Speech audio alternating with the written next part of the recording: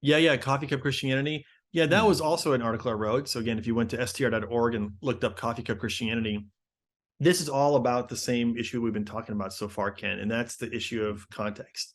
And the reason I call it that is because oftentimes I don't have a coffee mug with me right now, but oftentimes you get a coffee mug, especially from a Christian bookstore or something or a church, and it's got a verse on it. And because it's on a coffee cup, there isn't enough space to put the entire context, right?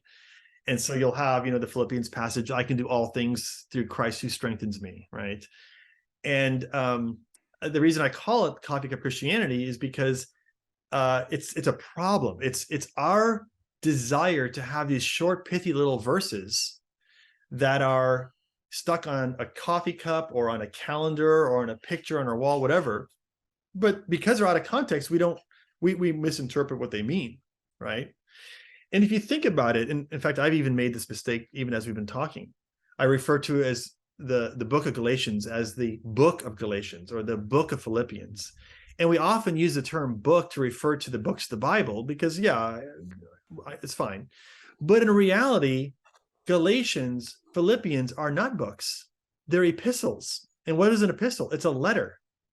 And this isn't just some, like, oh, I'm trying to be, pedantic for, uh, there's a very important implication for that because think about this.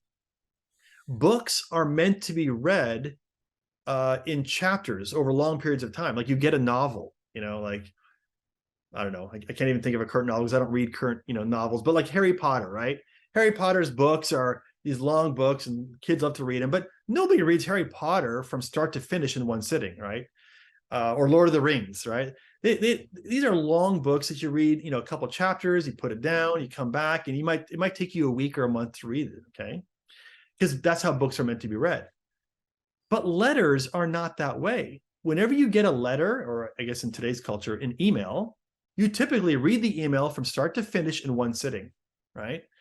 And we have to realize the epistles are letters and they were written as such and they were meant to be read as such. Like when an epistle was received from Paul in a church, most likely based on what we know, that letter was read out loud to the congregation in one sitting, right?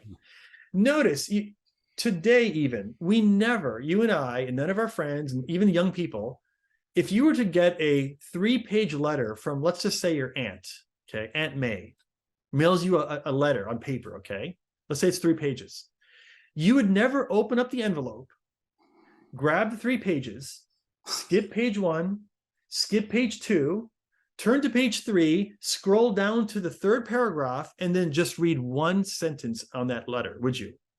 No one would do that. You'd be like, why did you just do that?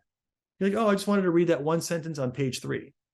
Nobody does that. But when it comes to the Bible, for some reason, we have no problem opening it up in the middle of a letter, skipping page 1, page 2, page 3, going to page 4, coming down to chapter 4 or fourth paragraph and reading just one sentence.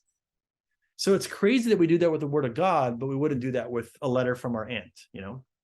So anyway, so Coffee Cup Christianity is all about this. It's like, hey, why are we sticking little verses on our coffee cups, on our calendars, when in reality, those verses are meant to be a part of a larger larger letter that someone's written, whether it's Paul or somebody else, some other biblical author.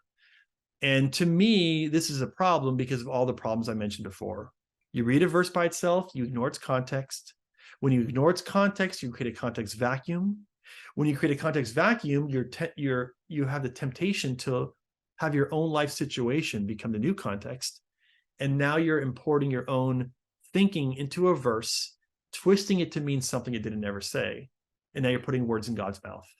And that's a big problem.